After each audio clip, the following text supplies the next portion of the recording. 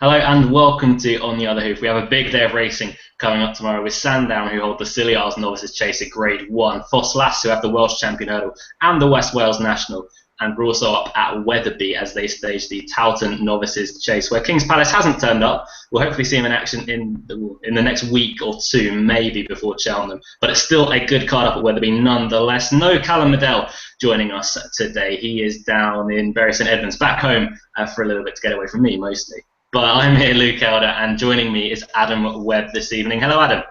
Hello, good evening. How are you? I'm good, thank you. I'm feeling a lot better than what I was the past 2 weeks. So, yeah. Is that going to be reflected in your selections, though? Well, I did all right last week, so maybe, hopefully, maybe. That's a resounding no. I'm going to go for. Yeah, resounding no. You've actually been doing a little side job for us, and you've been working out the profit and losses. Jesus Christ. Let's not go into that. Who snaps? Yeah, I have, and it's an idea that we'd never done it, and I just thought, let's go through and let's see how we're doing. And so far, I'm up to around this time last year, and we can all guess who's doing the worst. Hi. And we can all guess who's doing the best. Hello. This guy here. Yeah. Currently, you're the only person in profit for naps. The other three, and also guests as well, have put in as well. So, say George and Catherine, if Catherine's put one nap in and it lost because it fell, and George has put 3 in and lost all 3. So technically, I have more nap winners than them 2 put together. So. George's naps are horrendous. Whenever George is on, he's awful. I think the strike rate for me is something like 10%, so it's pretty damn awful. That's better than I thought. I'm not going to lie. 3 out of 32 or something like that. So 10%, I'm not going to complain. That's not too bad. Speaking of George Gorman, though, we are lining up a few Cheltenham Festival previews that we're going to be doing here on the Other Hoof. As you recall, last year we were honoured to be joined by Nick Schofield as he talked about Irving and Melodic Rendezvous with us in our Supreme Novices and Champion Hurdle Trial. Nick has agreed to join us once more this year. We'll be giving out more details of that in due course regarding dates, what races we're going to be covering with him. We've also got George Gorman, who's going to be joining us to give us progress on Side of Grugy, and he'll take us through the champion chase with us, and he'll probably give us a little eye to the Fox Hunters as well at Cheltenham Festival. But what we wanted to ask you guys is there anyone that you specifically wanted to see join us on the panel? We've got a few ideas, and we're going to be getting in contact with a few trainers, jockeys, people in racing to see if they would like to join us. But what we want to know is there anyone in particular that you guys would like to see join us on the panel here at On the Other Hoof? Be realistic with it as well. No, like, silly names. We're not going to get a JP McManus exactly, are we? So. I wouldn't rule it out. No, but yeah, we're realistic people. Yeah. We are unlikely to get Willie Mullins or Rich Ritchie is actually just down the road. No. He will be. He will be just down the road in early March. Yeah.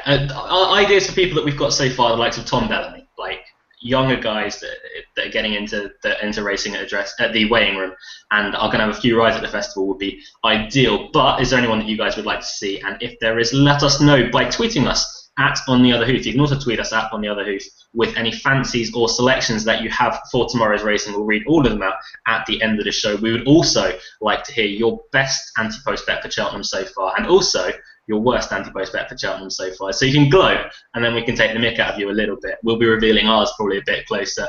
At the end of the show, we're going to get cracking with the previews now, starting with the 150 at Sandown. It's the Betfred Goals Galore handicap chase. A field of 8 here, Adam. 2 miles is the trip. It's a tricky handicap to get through. I'd agree with that. Well, Britt Red is your favourite, and he chased home the reformed character that is Mr. Mole. He's done that on his last 2 starts, and without him here, this does look a winning opportunity.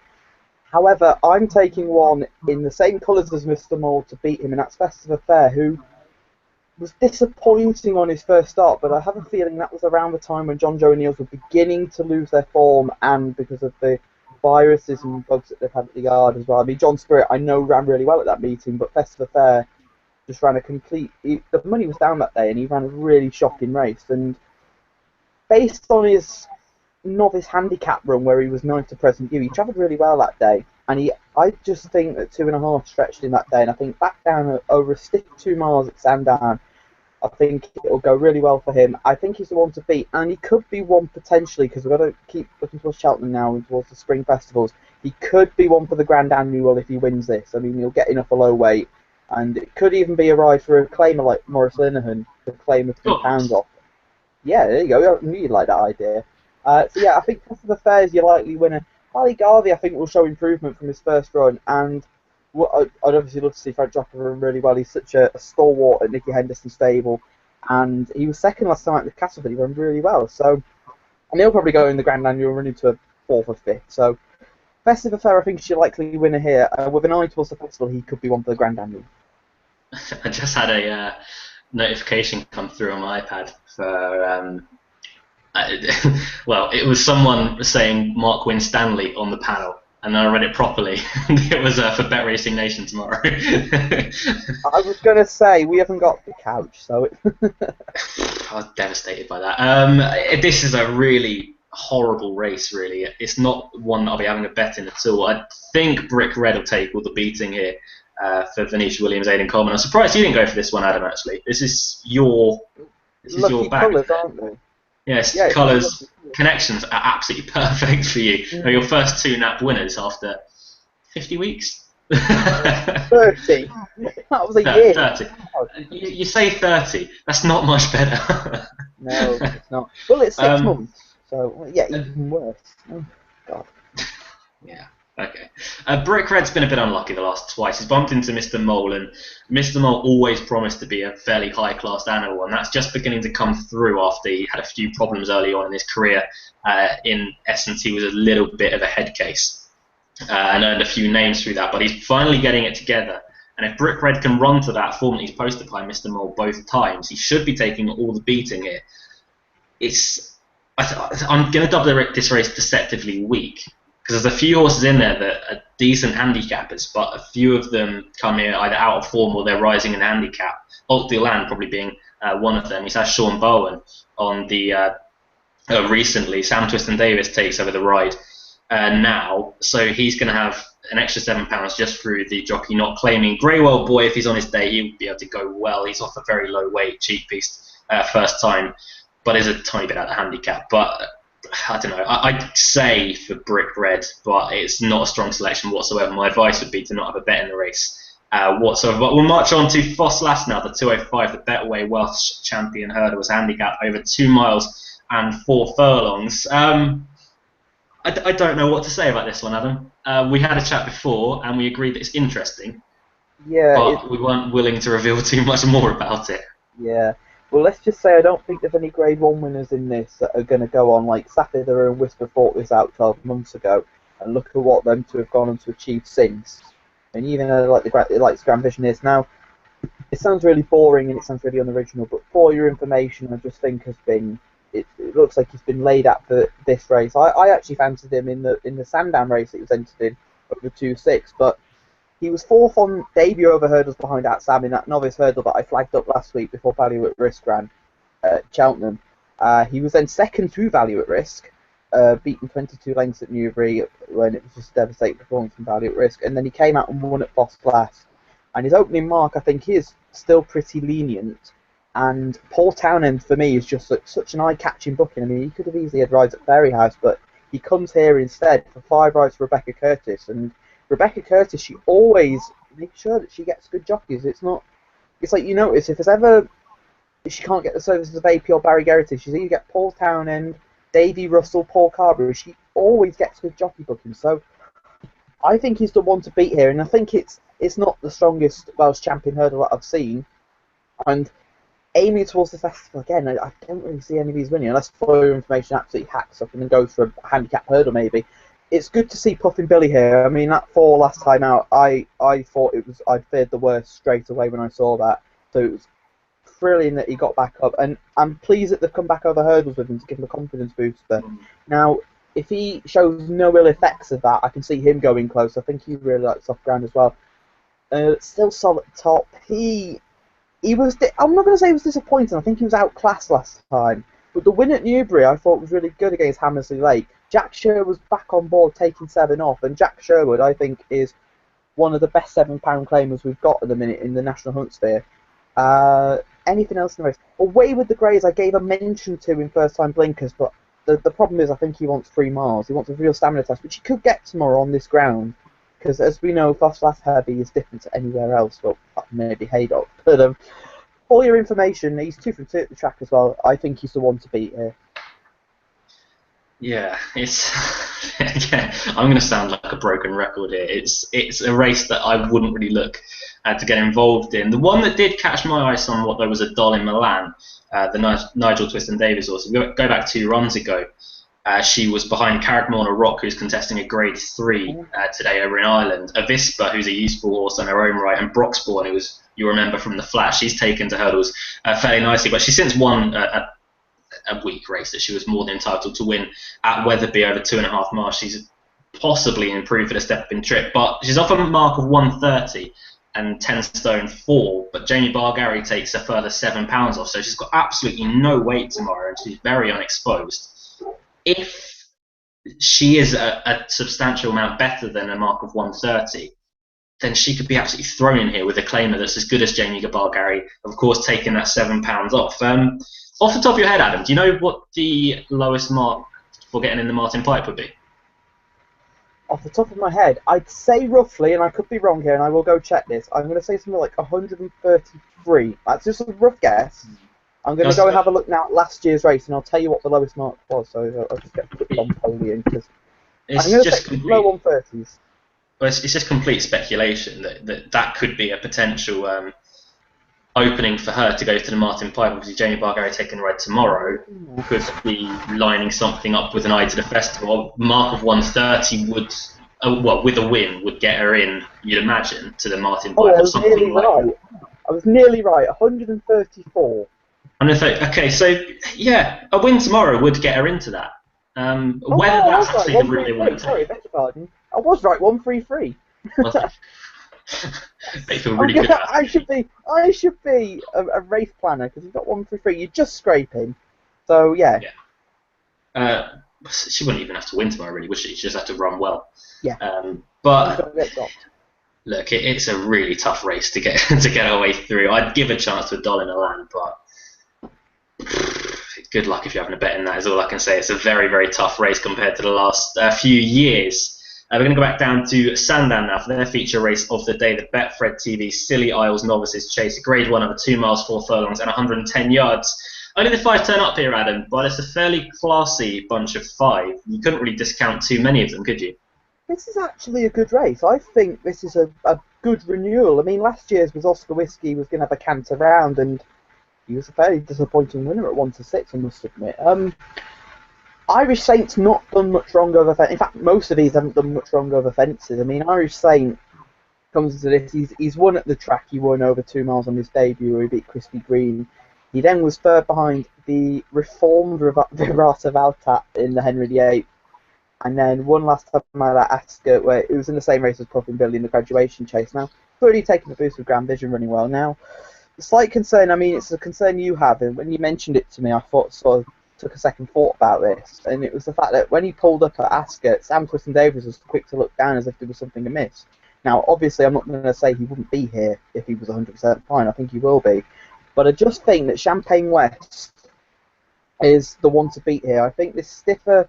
It's a similar track to Cheltenham anyway, but stiff 2.5 miles at the minute I think will suit him perfectly. And even though I'm a big Pity Zig fan, I will say that he did have Pity Zig in trouble coming down the hill towards the third last and then going towards the second last. But as I've said to Luke, Pity Zig, I think that day just wasn't as fresh, and the way he went away from Champagne West just shows how good he is. His 2 wins at Cheltenham. The first one was in an especially strong novice chase. The second one was I'm not going to say it was a no contest. He beat a good horse, the Kim Bailey horse, an ace, with Little John, who crashed through the wing at the top of the hill. But with an eye again towards the festival, I mean, Champagne West will probably end up in the RSA, where I think he'd have a huge chance. I mean, you've got the likes of King's Palace and Cody Grugan to make the running, and I think he could just sit off that pace, and if they came back, then potentially he could pick up the pieces, something like that. If Don Poli runs, Don Poli it is, Splash of Ginge, he's meriting a go in Grade 1 company. He's the top rated in the race as well. I mean, his handicap win last night was really impressive. And he's probably going to go to the JLT as well at the festival, so it'd be great to see him run well. Ryan Hatch gets on really well with him as well. And he's actually, for a smaller horse, I think he's a good jumper as well. I'm using Callum's line here, where he says you don't need big, bruly chasers. Sometimes you can have a small-framed horse and they can jump fences really well, and he's one of them. Jitanda Burley, she jumped really well on the chase debut before Danny Mullins decided at the final fence he was going to try and make her mind up, and it nearly went wrong. But she did it well, and she comes over here and gets the mare's weight allowance as well. She's interested with Darryl Jacob. Grumetti is the only one of these I'd rule out completely, but the reason I would is that I don't think he's a chaser. I know he's jumped to the right, but you just look at him, he's just... I mean, I remember when he won at Bangor, and I remember I was at your house and we watched it, and I watched it and I just thought he's not the biggest, and I think he may struggle tomorrow against potentially very good horses. Champagne West is a quite confident selection tomorrow for this. I wouldn't rule out Grumetti. I mean, I don't think he'll win, but I wouldn't completely rule him out. But his run last time at Plumpton in a very strong novice chase was very adequate for me. He was given £5 to a horse called Sail by the Sea. Now that came out and won at Chepstow today and won very easily. But he's now on quotes of 33 to 1 for the Arkle. Jesus Christ, he's got no so he's beat a useful horse there, giving him weight, and beat him easily as well. He also beat Chris P. Green as well as a decent enough yardstick in that sphere. 10 to 1's a big enough price for Grumetti tomorrow. I wouldn't fancy him overly, but Cheeky P's first time is interesting. I saw a few people saying negative things about Champagne West actually in this kind of race, and I don't really get why. When he gets a stronger pace, he's going to jump better. I mean, the second time at Cheltenham, I was a bit, but he just wants to go. You just let him jump his fences, and he'll be absolutely fine. So. It's the thing that I said to you last night about Vittora and Fahim. The faster he goes, the better he jumps. If he's going a slow pace, then he'll hit a few fences. It'll be interesting to see what tactics they use tomorrow with Champagne West, whether Richard Johnson will ping him out in front, because there's no real confirmed pace here. Splash of Ginge could go forward. That's one thing. Yeah. But it's not. There isn't an out-and-out pacemaker though, is there? Like there isn't a horse in race. You couldn't nail your colours to something and go right. That's the front runner there. Yeah, I agree with that. For that reason, I'd like to see Champagne West. I'd like to see them make the running on him tomorrow, because if he can get them into trouble down the back straight with his jumping going at a decent pace, then refill his lungs after the railway fences, then he could have had the race won by the back straight. Irish Saint's a fantastic jumper, and he really impressed me last time out. Was probably going to get into a bit more of a battle if Poufin Billet didn't fall at the last. But like Adam said, there was something not right after the race. He pulled up literally in 3 strides. Just stopped dead right there. And Sam Twiston-Davies, for a long time, was looking round, just looking at one of his hind legs, I can't remember which one it was now. But there was a bit of concern about that. Obviously, he's got over it. But coming back from a possible slight niggle, that would be a little bit of a worry for me. I wouldn't... I really am a broken record today. I really wouldn't be rushing out to have a bet in this. If I were, though, I think Champagne West would be the bet for me.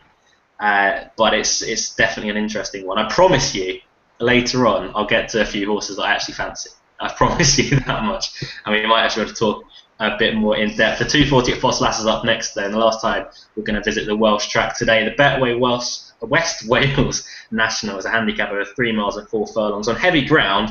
It is bound to be an absolute slog, Adam. Oh yes. This race last year actually had a decent look to it, but this to me just doesn't look that strong a race. I mean, some of the this is meant to be one of the better regional nationals, I'll say as well, but this doesn't really infuse me. There's one that I do like, I'll get to in a second, but Zigga Boy is your favourite with Tom Bellamy booked for Alan King, and he won on this horse at Wincanton, and he gave it a really good ride that day, and won cosily. And he came to win the race, I thought, at Newbury when he unseated behind Knock and Rawley, who was a very difficult ride, and Jason Maguire gave him an unbelievably good ride to get him to win. Smiles for Miles was also a Newbury winner, and he's been given a Cheltenham entry for National Hunt Chase, and I can understand why he fully merits that entry, and he's going to be a really good staying chaser. But he's not for me here. The one I do like, and it's a horse that's been backed as well. He disappointed in the Welsh National. He's called Edmund Keane. Now, I've been waiting for him to run over a trip in a small field. This will suit him ideally. Guy Walters owns him, and he obviously owns Foss last, so this would be. I think this has been the plan for some time as well. And he was originally with David Pike, but I just think the smaller field will play to his strengths. He's not one. If he won this, he wouldn't be one that you'd go running off the back for the Grand National at Aintree, say, or the Scottish National, because to me he just wants a small field. It just helps him, and plus they're not gonna go quick tomorrow. It'll help out his jumping as well. So Edmund Keane, it's not a real race that I infuse a bet in, but if there were a bet in the race, it'd be him. I was worried then. I thought you were going to steal my one. As much as I try, I just can't. I can't be a fan of Edmund Keane. It's the only time I'd ever back him. That's fair enough. That's fair enough. Global Power is the one I'm going to side with. He's well fancied in the Welsh National before pulling out, and I think the Welsh National would have been too hot of a race for him on that occasion. But for a mark of 1:28, Oliver Sherwood obviously trains late in Aspel riding. 6-1 I think is a fair price, but if you go back to his last, the form of his last race, he was beaten a neck by Theatrical Start at Fontwell on soft enough ground. We all know when it gets soft at Fontwell, it gets very, very soft. He was getting a little bit away from Theatrical Star that day, £8 in total, but Theatrical Star is a much better horse than this grade. He ran a decent race in the Hennessy last year, didn't he? Yeah, I think he did. Yeah. So that's the form that's really sticking out to me in this kind of race. I completely get the angle on Smiles for Miles. He impressed me quite a lot last time out. I thought he would come to the end of his tether in the handicap department, but I think there still could be more to come from Smiles for Miles. 133, I don't think is particularly a mark that's going to be capable of stopping him, especially in a race like this. Gorgeously aged. It's good to see Callum Williams getting a few more rides. Now he's based with Venetia Williams. 10 stone 6. Callum Williams negates 3 of those. He could again still be well handicapped. He's been known to run well in marathon trips on soft ground. Won at Fontwell on heavy ground, or winning the Southern National. I remember that. How he stayed on, I don't know. That kind of race. That's about as testing as you're going to get. Really, in comparison to this, it'll be very, very testing tomorrow. But Fontwell Heavy is appalling. He ran well enough in the Sussex Grand National at Plumpton behind I Told You. If he can return back to form, then he'll go well tomorrow. But I'm going to side with Global Power in a hope that avoiding the Welsh National was a good thing and coming to the West Wales National. Yeah, he was meant to run in the Classic Chase. And then he was a non-runner there as well, so... Yeah, citing this one out, aren't they? He was fancied as well that day, and he was a non-runner. Fair enough. He has been fancied the last few runs, in fairness, but he's exactly the type of horse that you need for this race. A slow stayer, jumps well enough. Hopefully he'll be there at the end, and he'll give you a run for your money. Back to Sandown now, for the 3 o'clock. The Betfred Mobile Heroes handicap hurdle, a grade 3 handicap, over 2 miles and 6 furlongs. You're going to steal my one, aren't you? I am going to. Would you like to go first, then? I'll let you go first. Yeah, I would like to go first, actually. I'm going to surprise you. We both agree on this, by the way. It wasn't that I'd stolen it from you. We both agree on it. Stolen it? No, you stole it. No, we agreed on it. I'll tell a story in a minute and how we agree on it, but... I picked it out before. The horse that we agree on, and I'm not a huge backer of the Sophie Leach yard. It's just nothing against the yard. It's just not something I've ever done. But Anteros is one that's really caught my eye the last twice. He's had a sort of a mixed last 2 seasons, really. He was been a novice for both of them. He won his novice hurdle back in May last year, so he gets to be a novice for the whole of this season as well. But he finished 6th in the Silver Trophy at Chepstow, first time up this season, being 17 lengths by Shelford. Now that was a really good introduction back into racing for him as a season opener, but then they curiously dropped him to 2 miles at Cheltenham, and he ran a decent enough race when 20 lengths behind Chesterfield. He ran a much better race than that suggests when finishing 8th. He just got outpaced at a bad time in the race. He jumped well enough though, he travelled strongly throughout.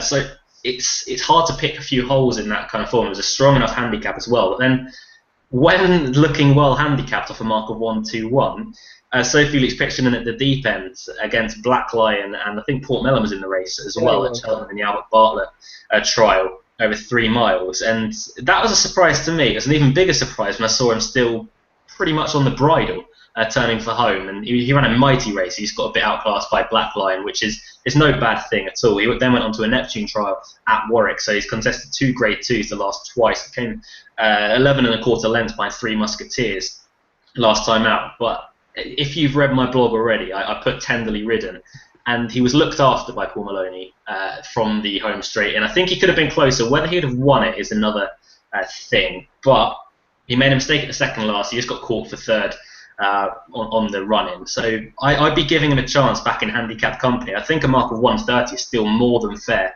2 miles 6 is perfect for handicap territory, and a mark of 130, as said, is fantastic. But the main thing is that Paul Maloney, nothing against Paul Maloney again, but he's at Foss Lass, but Barry Geraghty takes the ride tomorrow, which is a rare thing for Sophie Leach's John. I think 16-1 is absolutely huge. I've gone on about it, but I expected him to be.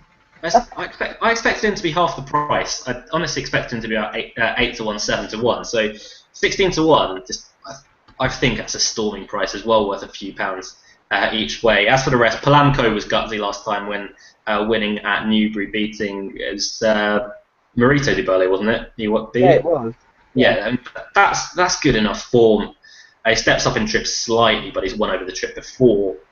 So he'd have to be one that's got another chance. I'm sceptical about how much more he's got intact, whether he's just a tough, genuine horse or whether he was coming to the end of his tether in the handicap company. Off a mark of 125, he could be respected tomorrow at about 7-2. Junction 14 is another one that there's been rumours for over the past season after he won well at Kempton, and then he fell at the Lanzarote, and things haven't really gone his way since. He was second to Talieska Hill at Newbury since, but he's been running himself slowly but surely back into form. Fourth to Batavia last time out, for a mark of 137. He could tempt a few punts in, but I really fancy Anteros tomorrow. I've been waiting for him to run a handicap of this kind of trip for a while now, and just think that if the ground keeps drying, there's a little bit of rain, it's not the end of the world, but he really should take a lot of beating tomorrow. 16-1 is huge. Over to you, Adam. Junction 14 was a horse I liked in the Martin Pipe last year, and I was stood with Luke watching it, and with a circuit to go, he was last being ridden along, and Luke going, "Is that yours?" I was like, "Oh, yep." And that ain't winning, so I knew my fate pretty early that day. That's when he's ran okay this season. This could be the type of race that he could potentially run a really good race in. We both agree on Anteros. The last 2 runs of the 2 that have caught the eye, really. I mean, over 3 miles, I did not expect him to run that well at Cheltenham. And he still ran well at Warwick behind 3 Musketeers. As a horse that I know Callum really likes. It's a horse that I'm beginning to get a little bit of soft spot for. So, yeah, Anteros at 16 is just crazy. I mean, you look through the race. I mean, Blanco won the same race that Whisper won. Whisper gets another mention. Saffron Wells, I'm not entirely keen on, personally. I just think that, I don't know, he's just one of them horses. I mean, he was third behind T for 2 last time out, but that race was weird. T for 2 was just so well handicapped that day, and he absolutely pulverised that field, and I'm not convinced about him tomorrow. Midjar. Oh, Midjar, I love Midjar. He came there at Aintree, I thought he was going to win, and I thought, oh, because I think, didn't you fancy him at Aintree? Yeah, I was really quite sweet. Yeah, and I laughed at you, and when he came off at the running, I thought he was going to win, and then Arwalan came from the clouds, and now his stablemate. Midjar needs a flat track. That's all I'm going to say on him. Yeah, I'd probably agree with that as well. Definitely. Stand down. I can't see being his bag. Yeah, I think Anteros though is crazy value at 16s, and he is a bet for me as well tomorrow. So we both agree on Anteros, and hopefully. Yeah. Well, right now, Anteros is my only bet tomorrow. Whether it will stay that way, I don't know. I'll inform you thusly in due course. We're going to go back up to Wetherby though for their feature race today. Topol Towton Novices Chase, a Grade 2 over 3 miles and a furlong. This is a really good race, I thought, for sort of this time of the year. We've got a few higher class novices coming out. Maybe some novices that still have a bit to prove, Adam. Caught me at the wrong moment. Caught me at the wrong moment with my drink. These are good. Wait. Let me try that again. This race is actually a pretty decent one for the time of the year. Probably a few horses that got something to prove, Adam. Yes, I'd agree with that. These are the type of horses, I mean, the top three in the market, they're not going to be Gold Cup horses, but I'll say that. They're going to be really nice staying handicap chasers in time. Kaki de la Prix, Return Spring, and Ned Stark being the three. Now, the one I like out of them three is Ned Stark, who was meant to run last week and was a non-runner at Cheltenham when he was Callum's nap. This year he's had 3 starts. He won at Huntingdon first time out, and it was really impressive at Newbury, I thought, and he had plenty to spare that day. And he wasn't disgraced, I thought, at Cheltenham behind Pitty Zig and Champagne West. They're always going to have too much pace for him. He's been crying out for this trip, and I think he is the one to beat here. Return Spring obviously is coming back after his disappointment at Warwick in the Classic Chase. He missed the start, and although he's gone on soft ground before, I don't think he enjoyed the ground particularly that much that day. And maybe this slightly better ground will help him here. Kaki de la Prix, he's not done much wrong offensively. He hasn't won yet, but he deserves a go at a prize like this. I mean, he was really good over hurdles. I saw him at Haydock last year. He was second behind Jeffrey Chambertin off the mountain. Jeffrey Chambertin, one of the most inconsistent horses in training, but when you get him right, first time headgear really helped him that day. One at a bigger price I could mention to, I'll give Stradner Hannah a mention. Now, I remember his first start of fences and he didn't jump very well, but his jumping has improved. And if one of the leading contenders were to disappoint, I could see him going well. And I'll give Top Totty a mention. The way she jumped on Chase debut, I didn't think she'd have much of a future over fences. But fair play to her on her second and third start, she's jumped really well. And she actually jumped really well around Cheltenham behind the same race as Ned Stark as well. But I think Ned Stark would definitely overturn the form of this trip. Yeah. The thing about that form and why Ned Stark I think will overturn the form is Top Totty was never really ridden to win. I'd go with that, yeah. And she was ridden to sort of try and grab third, second, get some prize money. Ned Stark was trying to serve it up to the big guns in Champagne West and Putty Zig. Top Totty was behind them, never really wanted much to do with the pace and just picked up the pieces when it fell apart, and Ned Stark got a bit tired in the final stages. But look, she credited herself well. I can't fault her for anything that she did that day. She's done every single question that Henry Daly and the team asked her to do. So 6-1, I couldn't really put you off Top Totty that much. She's beginning to come into her own. I completely agree with Ned Stark. Probably the one that I fancy most out of the race. Agreeing with Adam there. I thought the shorter trip last time was against him. At 3 miles, 1 furlong, I think that's going to be absolutely perfect for him. You actually fancy him for a Hennessy next year, don't you? I do. Me and Callum do. Callum said to you on New Year's Day, thought for him the Hennessy. I said the Hennessy as soon as he crossed the line at Newbury. He's going to make a lovely staying handicap chaser. And I know some people look at staying handicap chasers and go, but I'm one of them type. I love staying handicaps, and they're the type of races that I just enjoy. I mean, the Grand National is obviously my favourite race. Not viewing Ned Stark as a Grand National type yet, I will say. But any chase over 3 miles plus, and you usually get me a good staying handicap. You'll get me very interested, and I always enjoy them a lot. So some of these horses, I mean, they'll be around for years to come as well. We return Spring as well. I mean, I said last time out, he was. I mean, behind King's Palace, I thought he ran a really good race. It's just you can forgive a bad run as well, and I'll forgive that. We'll see how he goes tomorrow. So he was never in it last time. No, he wasn't. He missed the start. He wasn't having a going day. It wasn't his fault either that he missed the start, because the really starting system, I hate it. Time for a rant, I think. The starting system is shambolic. I mean, if they come in and they miss it, you tell them to take a turn. Everybody take a turn, and then you come back in, and then you can go. But standing starts, I mean, they used to do standing starts, and that's where you had to have your wits about you. But nowadays, standing starts aren't really a given, so it's a pain in the backside. But no. He lost his chance at the start, and he could, if he goes to the National Hunt Chase, he'll probably give Kieran Geppins a really exciting ride. And he's a good amateur as well, so. He'd be a better alternative than Sausalito Sunrise.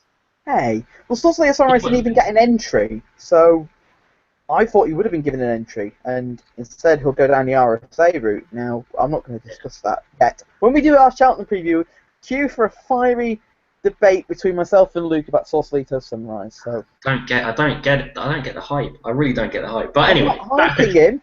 I will say that I'm not hyping the horse. I just back to think the he's in an R. back to the Towton. 5-minute timeout. 5-minute timeout. I thought Khaki Della Prey would make a fairly high-class chaser. That hasn't come to the fore yet, but you can't be, as Adam said, you can't be fault too much. He's done so far. I thought 5-2 was a little bit short though for horses. He had to win over fences. Mark of 137. He could just sneak into a couple of festival handicaps if they want to go that way with him. I think didn't they avoid Cheltenham with him last year? Yeah, they did. Yeah, they didn't think that Cheltenham would suit him. I think he was quite high up there in the Potemps or something like that as well. So maybe not a Cheltenham type, but we'll obviously monitor that. I completely agree with Adam on Stradner Hannah. It's been a horse I've liked for quite a while, and remember fighting out finish with a horse that I really like called Waff. That we haven't seen this yet. I doubt we will. Probably back next year, hopefully. But Stradner Hannah, Danny Cook, and Sue Smith, when they team up at the moment on a Saturday, they can't do anything wrong. I think 12-1 would be a belting price on Stradner Hannah, but Ned Stark I'd take for win purposes. As for the rest, I'm not really sold on a few of them. This race will be more informative than most of the others today, I'd say. But Ned Stark would be the main win bet. Striding Hannah at 12-1. That's a fair each way price, I think, for this kind of race. That's the second race in a row that we just agreed on one. Yep. No. Hey, you never know. Yeah, I think we do. Back down to Sandown now for the last race that we're going to be covering. We'll probably cover one more live because I'm the host and I want to do it. The 3:35 Sandown. No, yeah. Yeah, okay. The Betfriend Masters Handicap Chase, over 3 miles and 110 yards. 12 horses go to post here, and we've both got Cliff horses in the race. We're going to start with you though, because you put Cantlow up as your bet of the season in the Grand National. How's that going for you, buddy? Not very well so far. Now, I will say this though, if he finishes in the first 4 tomorrow, my interest may be rekindled. I will say that. If he runs the shopper tomorrow, you can, if anybody listens to me, I don't think anybody will, so it's alright. I'm going to rip my slip up and say goodbye to it, basically. I can't really physically rip it up, but in my mind, it will be physically ripped up. A long time ago. If he comes back to anything, I mean, he's off a mark. He's on a winning mark, definitely Cantlow. I mean, I thought he could win a handicap in the high 140, so getting the mark down, I don't know what to expect with him these days. It could be that he's sour and out of love with the game. I don't know. We'll find out tomorrow. I think tomorrow's like a make or break day with him. The one that I do like is Theatrical Star, who is another one that I wouldn't fancy for a Grand National, but is a horse that needs his mark to go up a couple of pounds. And I thought he ran really well in the Classic Chase last time out over 3 mile 5 behind Hawke's Point. And although the second backing trip, you need to stay at Sandown. And he's just one that will stay further, and he jumped well that day as well at Warwick. So I think he is, for me, the one to beat. The other couple that interest me, obviously the Rev, who's a course and distance winner, and he showed a return to form last time behind the Young Master and Bubron Zobo in a really good race at Ascot. In fact, really good race. A good race, I'm going to say. Others in the race, just apart. Now, interestingly, with this thing about Paul Nicholls and headgear, not only does he have the blinkers on this time, he has a hood as well, which is an interesting way with him. I don't know what has happened to Just Par, but you napped him and he went downhill from there. I don't know what happened in the Beecher Chase. That's something I will say, because he looked. Sorry, I don't think you heard what I said then. No, I didn't hear what you said. I said you napped him and he went downhill from there. Oh, shut up. That's not. Actually, he won a grade 2 after I napped him, so he didn't fully go downhill straight away. I don't know what happened in the Beach Chase. I thought he looked to enjoy it, and then he was just off the bridle, and it was like he was outpaced, or maybe it's the fact that he does need headgear now, and he showed a return last time out behind Montparnasse, and the hood is interesting. So. And 3 miles around Sandown, he's another one that will benefit from that as well. So Noel Feely, who, interestingly, Sam Twiston Davies goes from There's No Panic. Better ground, slightly better ground here will suit him. I mean, last time I was saying it was too soft for him. He actually ran really well. So on this slightly better ground, you've got to give him a squeak. And Paul Nicholls he's having big race winners every Saturday. So I wouldn't be shocked if one of them two were to win. It's a good race, but I'm going to side with Theatrical Star. Yeah, as I was with There's No Panic, wasn't I last time? And You were, and I disagreed with you. you guys were slating me for it. Yeah, and I put up Emperor's Choice as my nap, and then he went and won the bloody Welsh National. There's a system with me. If I back a handicap horse, back it next time out. So yeah, him and living next door, or wrong turn as he called him. Yeah. Just realised I mentioned Theatrical Star earlier on and said that he ran a good race in the Hennessy the other year. It wasn't him. It was what bar you meant? No, it was one of the cue card colours. Oh, Theatre Guide. Theatre Guide, that's the one. Sorry, yeah, apologies for that. It wasn't Theatrical Star at all. Yeah, so apologies for that one. That's completely wrong of me. To say, I agree. It's very interesting the headgear being implemented onto just a par, hood and blinkers. It's a rare combination that you don't really see that much. Noel Feely's not a negative, and the saddle 8-1 I think is a fair enough price. He just doesn't. I don't know. He's not a horse that really inspires confidence. I really fancied him in the Beecher Chase, and I get what you're saying, Adam, that he seemed a bit outpaced. I don't think he jumped fast enough. I think he jumped well, but he was losing length still. Yeah, that's a good point actually. He's not going to be. I don't think he'd be one for the Grand National personally. I think you need a bit of pace now to be in a national. It'll be like ideal for maybe a Scottish national or Welsh national if you go on bottomless, but yeah, maybe an Ida Grand Chase. National. Yeah, we'll see. We'll see. An Ida, we'll go for that.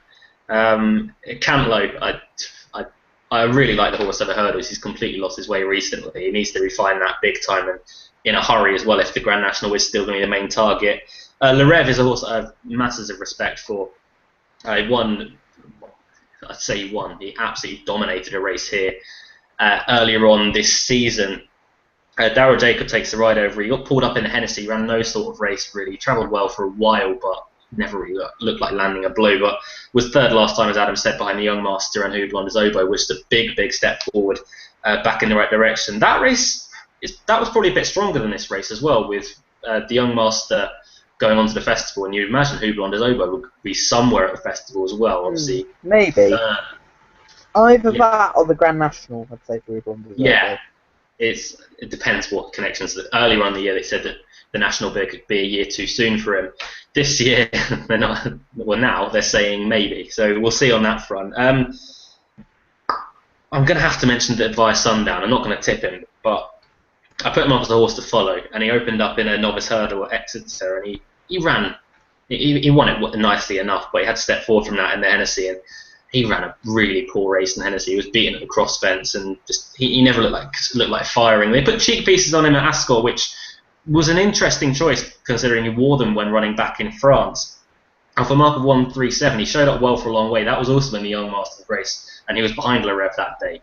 He has a tendency to hit a few, and that came to the fore when he fell at Kempton last time out. But at Ascot, he actually jumped well for quite a long way. He got in tight to a few, but on the whole, it was a fairly good round of jumping. At Kempton, everything went wrong straight away. He was never jumping whatsoever. He was never really travelling. So I'd like, before getting interested in Via Sundown, I'd like to see him come back to any sort of form. He was also entered in a handicap hurdle on this card in the last race, so it's interesting that they come here instead of going there off a much lower mark.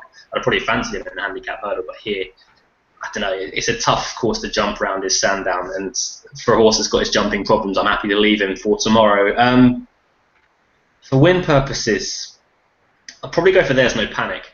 I don't really know what to make of the race. It's a really good race, and I'm intrigued by it. But There's No Panic's probably got the most solid credentials. He loves it here at Sandown. He won the London National a couple of seasons ago, and he came second in the race this year. But he's a real dour stayer, which is what you need for Sandown. I'd imagine they'd have him up with the pace. It would be the way they're going to ride him. Sam Twiston-Davies has picked him over Just a Par, as you alluded to earlier, Adam. The market hasn't got them that way around, but I can see There's No Panic going well. Not really sure what to make of the rest, if I'm honest. Again, I'm sounding really boring today. It's not really a race I want to have a bet in. It's not a huge betting day for me as opposed to last week, but I'd side with There's No Panic at Sandown. Now, the race that I said that we were going to quickly mention earlier on is the Contenders Hurdle. at Sandown for the sole reason that, for me, this is one of my favourite races of the year. It's not one of the classiest races of the year, but over the in the past, it's been a big sort of trial for the champion hurdle. When it was last run back in 2011, it's been off for or being abandoned the last 3 years now because of the weather. They had an all chase card there last year or 2 years ago. But I was going through it earlier on. The types of horses that have won this race, you got Binocular won it twice, Detroit City, Afsoon, Celestial Halo, Rooster Booster, Rhinestone Cowboy. You go back even further in history, you get Desert Orchid, Sea Pigeon, and See You Then. Now, all of them, not all of them, most of them, at some point in their career, had real claims for a champion hurdle. A few of them went off favourites. There are a couple of winners amongst them as well. This year is a really disappointing turn-up that I'm actually really annoyed about. The prize money isn't great, but it's only a listed race. You get just under 14.5 grand for winning it. 4 runners. One of them's a juvenile hurdler, which is probably going to be one of the better juvenile hurdlers we're going to see this year.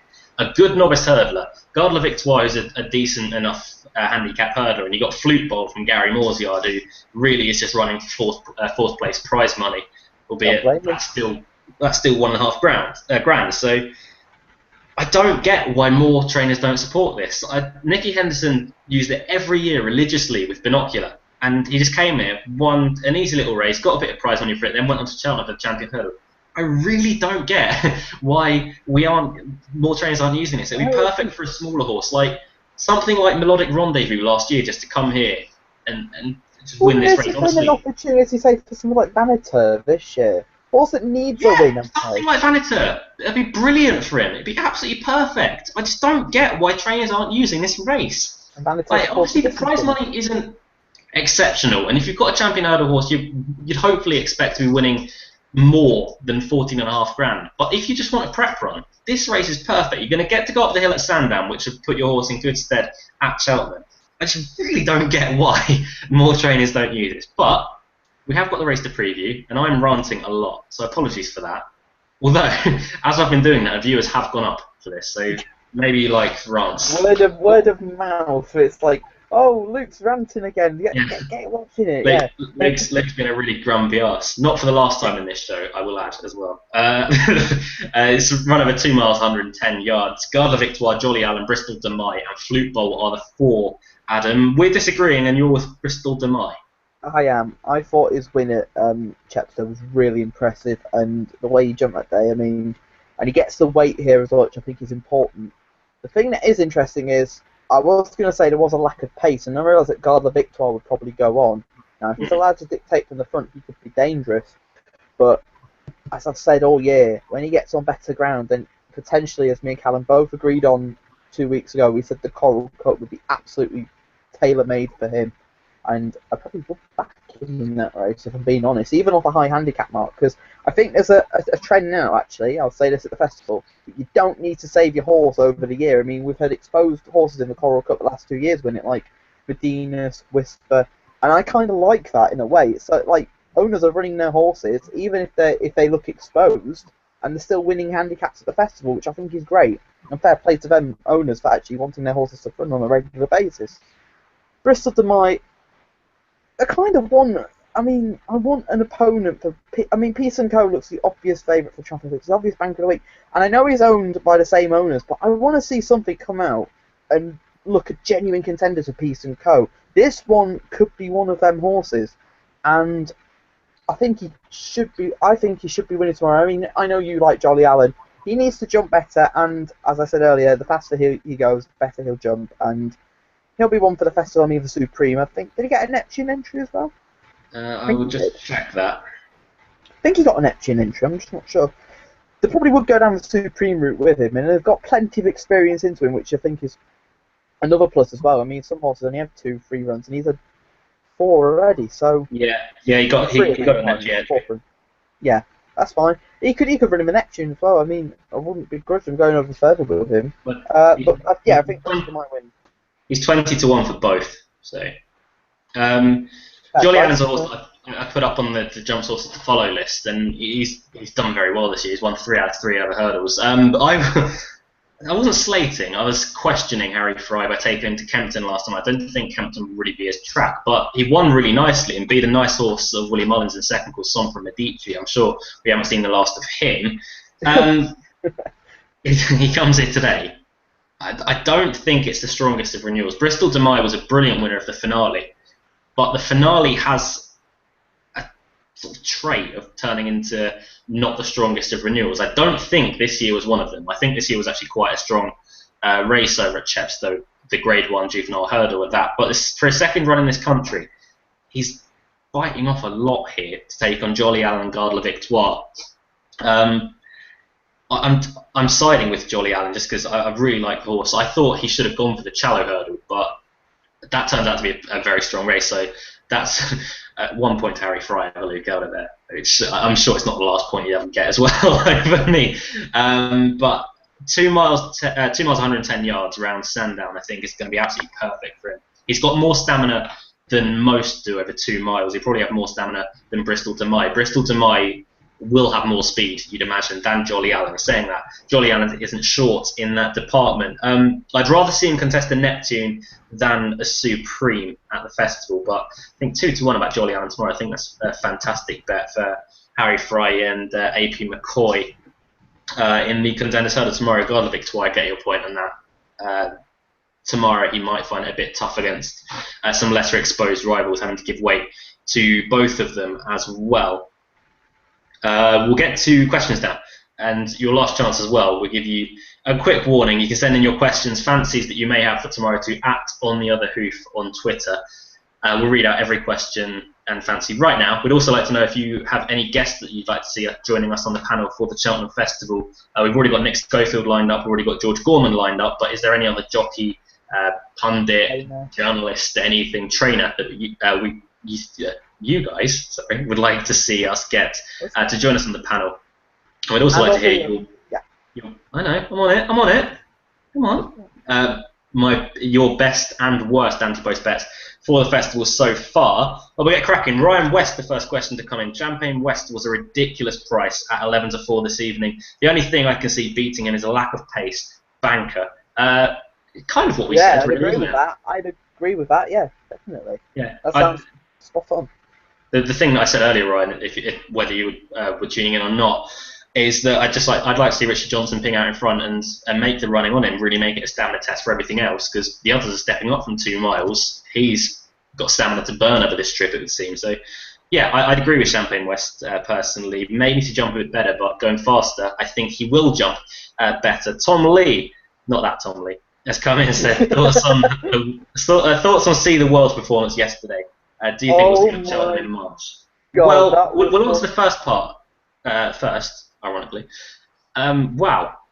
Oh, that was one of the most bizarre things I've ever seen in a race. I thought the tack had gone wrong, and Aidan Coleman was trying to pull it on. For anyone that hasn't seen it, go and watch the last race at Wincanton yesterday, because nothing that me and Adam could say could do this race justice. No. It will appear on A Question of Sport one day. It'll be a what happened next. Just go and watch it and it'll make sense. It was one of the most it was extraordinary. I've never seen anything like that on a race course. But it's so green, yet he's got an engine. And what's the second part of the question? Do you think we'll see him at Cheltenham in March? Oh my word! If we saw him at Cheltenham in March, it could blow his brains out. I will say that. But you stole my line. If he turned up, went round the bend, did that, and then sprinted up the hill to win, that would be one. Oh, you can imagine that at the festival if he did that. That would be one of the most talking points ever. One thing I found quite funny, the colours, the owners, they've also got Captain Sunshine. Oh, yeah, Jesus Christ.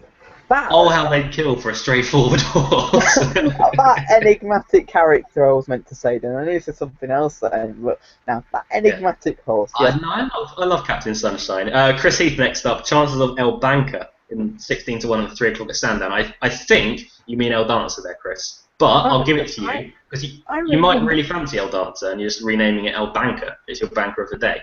Yeah. I remember when he won his grade 2 at Aintree a long time. I think it's 2009. Yeah, that's a long time ago. He's recently had a lot of time off. Yeah. He'll be a watching brief for me tomorrow. I hope he does return to his best form. Not quite his best. Yeah. Because we want Antaros to win. But I hope he does show. Yeah, I hope he does show glimmers of his former self. Phil Dinsdale, first of many tonight from Phil Dinsdale. Just like to say, Adam Webb is more elusive at a racecourse than finding a winner. I did tweet you that I was stood at the top of the parade ring, which I was for about 15 minutes, so... Phil, this one's on you, buddy. Yeah. I'm I afraid. don't like fear anyway, so it'd have been alright. Are you ready for a giggle, Adam? No. Oh, it depends what it is. It's funny. It's funny. We asked if there's anyone that you guys would like to see on the panel for Cheltenham. Any chances that who you think Phil Dinsdale would like to see on the panel with us? Hallam's cat. It rhymes with Schmilly Fakeman. Oh God. No. No, Phil. No. We're going to stop there. He's no. Just no. Phil also goes on to say Palamco has to be a very good bet tomorrow, and Archibald Thorburn each win my two best bets of the day. Good luck with that, Phil. Jeff Hanley, the Welsh champion out at Foss last will be run at a strong pace, and the race should set up for Oscar Sunset. Looks value at 6-1. Good luck with that one, Jeff. You've been on fire when you've been tweeting your selections to us recently, I believe. So good luck with that. Kai Wills, is Irish Saint a good thing tomorrow? We put out our warnings a bit earlier on Irish Saint, what we thought, but he'll go well. He'll give you a run for his money, Kai. And is Luke related to Gary Balance? #twins. No, I'm not related. I'm not related to Gary Balance. Yeah. But I thought that. But no, I'm not. I did play cricket back in the day, no. I'm unfortunately not related, otherwise I'd be called Luke Balance. Jeff Handley comes back in. The best race is the finale at Sandown, a competitive handicap, very much like Amidon at 8-1 for Lucy Wadden. Second last amount to Karachi Apache, which is interesting. Oh my word, he is a platform there. Phil Dinsdale's worst bet of the day, not worst bet of the day, worst anti-post bet of the festival, I apologise, Vitor for the Arkle. I wouldn't lose all hope on that yet. There have been a few musings that Vitor might still go for the Arkle. Unlikely. But if Undersow's there, who's Ruby going to ride? That would be a horrible... Then again, I think I know which one I'd rather ride in the Arkle, be personally. Yeah. Nick Davis, is there a permanent cloud over Foss Last in your opinions? Yes. It's fact. Foss Last doesn't do sunny. It's just permanent rain. I have seen good ground at Foss Last before. When it has good ground, then yes, I think it'd be a really good jumps track. But the problem is where it's situated. The ground is always going to, well, not always, but most of the time it's going to be soft, heavy. If it was good ground, because when they originally built it, they wanted to be a Grade 1 track. Now, the idea in principle, when you look at the shape of the track, yeah, it would be a Grade 1 track. It looks a bit, it's like Newbury in a way, but it's Newbury, but on really, really, really bad ground. So, yeah.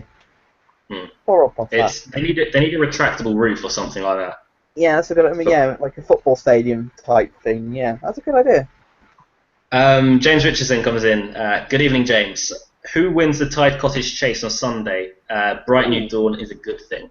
He's not in it, I don't think. Yeah, he is. Is he? Oh, right. Well, maybe not. It's between Twin Light and Hidden Cyclopy. I didn't see his name. I don't know. If Twin Light's recovered from Mascot, he's the one to beat. I'd be surprised if Hidden Cyclone got beaten, personally. Really? Yeah, big time. I'd have him as a live outsider for the champion chase at Hidden Cyclone. So did Price-wise. He 33s, which I thought was a good selection. So yeah, fair play. Fair play. At least he's got one good bet. Nick Crossland. Good evening, Nick. Good to hear you two are on the Anteros bandwagon. Firmly, my friend, firmly. Junction 14 will sneak into the base of the Potemps off the mark, so maybe not today. It depends if that's his target, really. You'd imagine running in this kind. Is he qualified for it? Potemps, yeah, he is. Yeah. He's qualified at Newbury, yeah. Okay, right. That's the first bit out of the way then. But yeah, it'd be an intriguing watch. This is the kind of time of the year where you do look at handicappers and think, right, what race are you going for? But we'll see tomorrow. James Lincoln, fellas, Simply Ned is simply massively overlooked for the Queen Mother Champion Chase at 25-1, no runner, no bet. completely unexposed on good ground. Thoughts? That's another one that I wouldn't say no to, because he ran really well at Aintree behind Boulder Success. Handles the track as well. That's another thing. And he beat Dodging Bullets. So if you're going to take that literally, that he's beaten Dodging Bullets, he was second behind Sandra, but with Dodging Bullets at the head of the market and Simply Ned, who's going to be better on better ground and has proven it in the spring, that's not a bad shout at all. No. I do like Simply Ned as well. I do like Simply Ned. I do as well. He may even be an each race selection for the Champion Chase. When we do the Champion Chase, I may even put him up, because he is one that I quite like. Not one that I've kept to myself. 25 to 1, it's worth a few pennies each way. Yes. Sure. Phil Dinsdale, one last question back in. Henderson should have run Hargam in the 1:15 at Sandown. No. He's gone to Musselburgh on Sunday for good ground. Yeah. He gets good ground. That's what I think he wants. Talking of Musselburgh, it's a cracking card, and I'm pleased to see that they've been given good entries. And you never know, one or two of them may even be Cheltenham winners. So, and I hope because I've never understood them calling that Cheltenham Trials Day or the Northern Cheltenham Trials Day. It's a flat, right-handed track. Well, it's an opportunity to get your horse out on decent ground. So fair play to Musselburgh, and for putting up the prize money as well. So I'm all for it. I mean, I know it's not a left-handed steep track. It doesn't matter. You get your horse out, give it a run, and if trainers are complaining that there's no decent ground to go and have a prep run, well, there's your answer, and more for them trainers for not taking the opportunity. Yeah. Vanatur would be the main entry that at the Henderson's Yard off the top of my head. Stein of a Victory has been aimed at the Betfair Hurdle, I think, so that's fair enough with that. But unless that's background, and then if they're still looking at running Vanatur in the Champion Hurdle, why not come to this? It's a very good chance of winning a race. What race would we go for? The Kingwell? Maybe, yeah. There were rumours. There were rumours that Faheen's going to go for the Kingwell. I don't believe them, but there were rumours. Yeah, I heard that rumour as well, but I don't think he'd go. I think he'd go straight to Cheltenham. And Phil's then backed that up, saying, "I know that would mean there's two JP horses, but different trainers should run their horses." I don't know. Hargam's already got his entry for Musselburgh, so. Jeff Handley's only had one anti-post bet at Cheltenham for the festival on Don Cossack at 10 to 1 for the Ryanair. Keep up the good show, always informative. Thank you very much, Jeff. Very kind of you to say so. That's a good bet as well, that is. Yeah, very good bet. Very good bet to end on. Now, so. Yeah. I would go through all the other Cheltenham Festival ones we had yesterday when we tweeted out, but that would take far too long because we've got quite a few. If you want to have a little giggle at a few, Briar Hill for the RSA was one of many that featured. We have retweeted them all on the Other Hoof Twitter page. You can see them all via that. One last bit of something thrown back at Adam here from Phil. Dinsdale was saying, it's saying it wasn't his fault. He was at the top of the parade ring for the middle three race, and I still could not find you. No, I was stood at the top as well. I was in a hat, and well, for the first three races, I was stood at the bottom because that's where I watched the race, and then I came up after what race? Many Clouds, yeah, that was it. And then also ran the parade ring for most of the rest of the day. So, yeah. Well, we'll continue that fight a bit later on. Right, Naps. Ned Stark in the Town. Ned Stark. I am going for a big price one here. We've mentioned it enough throughout the show, but 16 to 1 about Anteros is huge. In the 3 o'clock at Sandown, I think each way he's a very, very good bet. I just think he'll win. At 16 to 1, I think is a massive price. There's bits and bobs of money around for him. But Barry Garrett's taken the road for Sophie Leach. 2 miles 6 and a handicap. He's been running in grade 2s and not disgracing himself the last twice. Can really see him going well. Hopefully the ground keeps drying, but a little bit of rain wouldn't be a massive negative. But if the ground keeps drying, I just think he'll go very, very well tomorrow for Barry Garrity. That is pretty much... Oh, no, sorry. Callum's Nap. He's gone for... Callum's Nap is Aslan in the first at Maidan tomorrow. Let's hope it roars home down the outside for him. Adam is sacked for a 2-week suspension. You're on the sidelines with Blakeman. Oh. Which is not a place you want to be. Right, that's pretty much all we've got time for this week, isn't it? Yeah. We have a small advert, don't we? We have our new slogan, remember? If you don't watch On the Other Hoof, you don't know racing. Yeah. Stolen from Tom Ford Racing, who's now deleted. Apparently, if you don't know Tom Ford, you don't know racing. Bullshit. Right. I've been in racing all my life, and I've never heard the guy. Sorry, I just thought it'd be something amusing to bring up to end the show. One last thing. Phil Dinsdale, did you have a stupid blue bobble hat on? Bobble hat? No, it wasn't a bobble hat. It was just a normal hat. Sorry, Phil.